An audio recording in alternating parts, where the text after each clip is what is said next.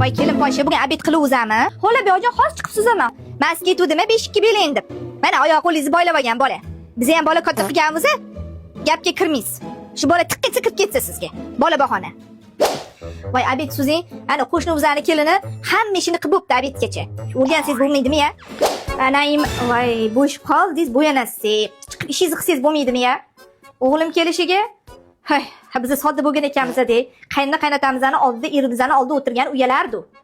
Voy hozirgi kelinlar, shu siz keldingiz, o'g'lim ham aynidi o'zi. Naima, Labiyojon, nima bular 1 tonna?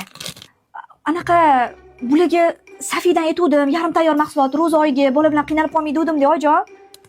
Ha, o'g'limni bechorani burnidan ip o'tkazib olgansiz. Shu og'zingizdan chiqqanini olib keladi. Bularni o'g'il qilmang endi.